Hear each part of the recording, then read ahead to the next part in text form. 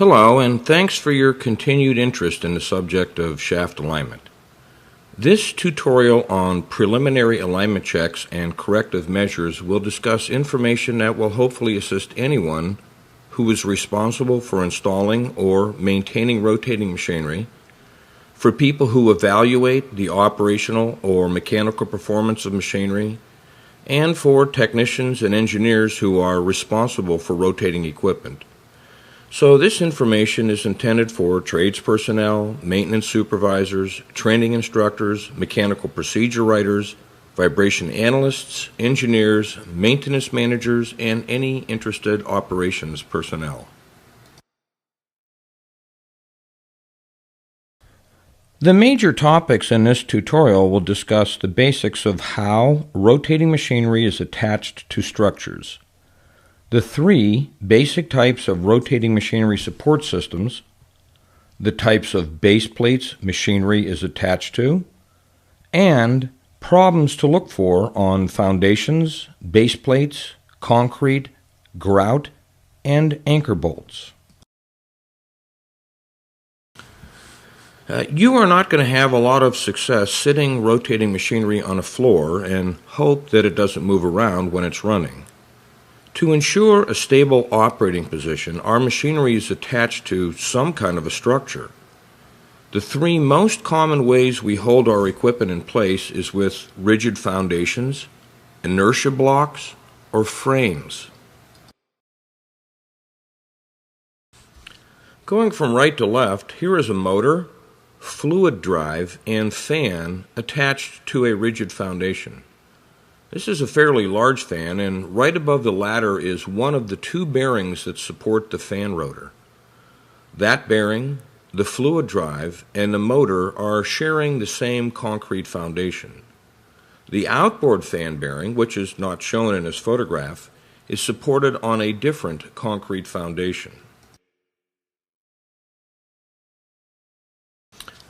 Rotating machinery that is at ground level is usually held in place with a reinforced concrete foundation. A hole is dug in the ground. A temporary wood or steel frame is constructed that defines the volume boundaries. Steel reinforcement rods and anchor bolts are carefully put into position, and concrete is poured into the volume and allowed to cure. A base plate, or sole plates, or chalk plates are then positioned onto the anchor bolts with a gap left between the top of the concrete foundation and the base plate or sole plates or chalk plates.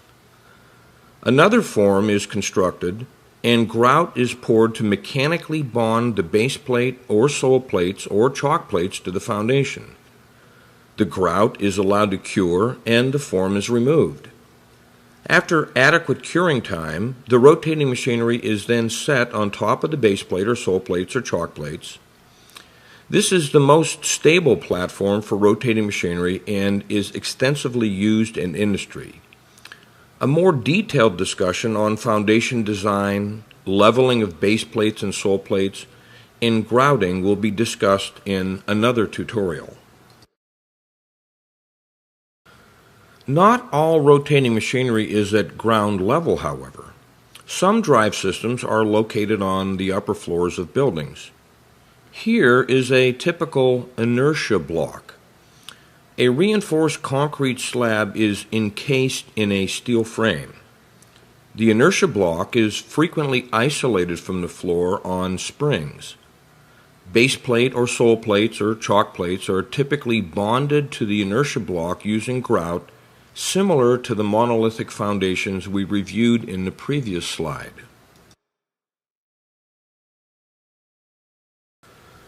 Shown here is an example of a frame. Frames are typically constructed from structural steel such as angle or channel iron or plate. The parts are welded together to construct the frame. The frame is then bolted to the building structure like the belt-driven fan on the left, or attached to a concrete slab or foundation via anchor bolts like the direct drive fan on the right. The base plates that our machinery is attached to are either cast, fabricated, or solid. Shown here is an example of some cast base plates. Here is an example of a fabricated base plate. The base plate was constructed from channel iron and plate steel. In this particular case, a steam turbine and a centrifugal pump will be mounted on this base plate. Because of the size of this base plate, optical alignment equipment was used to check for levelness and coplanar surfaces at the mounting foot points for both the steam turbine and the pump, rather than using a carpenter's level. Here is an example of a solid base plate. This particular pump has been sitting on some channel iron that had corroded. Solid steel plates were installed rather than replace the flimsy channel iron. Notice that there are some shims between the lower plate and the top of the subframe to correct a softfoot condition. Softfoot conditions can exist between any two mating surfaces. Also notice that there are shims under the pump feet. Shims can be placed under any type of rotating machine. These were installed to not only correct a softfoot condition, but also help us when we went to align the pump and the motor. Also notice the removable axial positioning jack screw. The key word here is removable.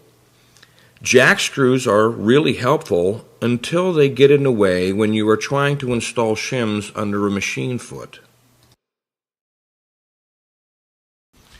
Here is an example of a sole plate about to be set into position around the anchor bolts prior to grouting the sole plate to the concrete, which had been chipped away to expose the aggregate in the concrete. Cement or epoxy-based grouts should bond to the aggregate, not the floated and smooth concrete surfaces where just sand and cement are present. Here is a comprehensive list of problems you should look for prior to aligning rotating machinery. Cracked concrete bases or cracks at concrete joints, water seeping between the base plate and foundation or grout, loose anchor bolts or machinery foot bolts, shim packs that are loose, rusty shims, loose or sheared dowel pins, paint anywhere on a shim, piping hangers that are loaded correctly, piping expansion joints that are free to move, and loose piping flange bolts. I don't know about you, but in some cases, I can't tell if an anchor bolt is loose until I put a wrench on it. By the way, this loose anchor bolt didn't look like this when I first got there. I had to clean away about an inch of oily dirt and rust before I could actually see the nut and washer. Not all the places I go are as clean as a hospital or the plant manager's office. Over time, cement-based grouts can chip away and expose the sole plate or base plate. In this particular instance, there are several 1/4 inch thick plates that were used to elevate the machine off the foundation prior to the grout pour. This is not the recommended method for supporting or grouting machinery. As mentioned previously, a base plate or sole plate is supposed to be bonded to the concrete foundation with the grout acting as the bonding medium. There should not be a gap between a sole plate and the grout, let alone shims stuck in there to make up the gap. I was tempted to just take the nut off the anchor bolt here because I don't think it was making any difference anyway. Well-designed foundations will last for decades. Some of our rotating machinery is located inside of buildings that is climate controlled, and some of our rotating machinery is outdoors, exposed to Mother Nature.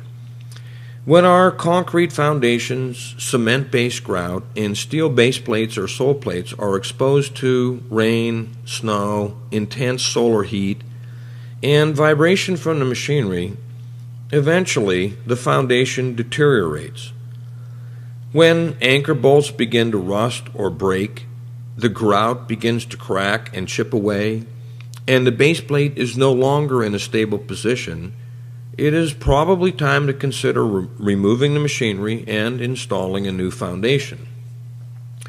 It is up to us to periodically observe this deterioration and make an informed decision on when foundation repairs or replacement is warranted.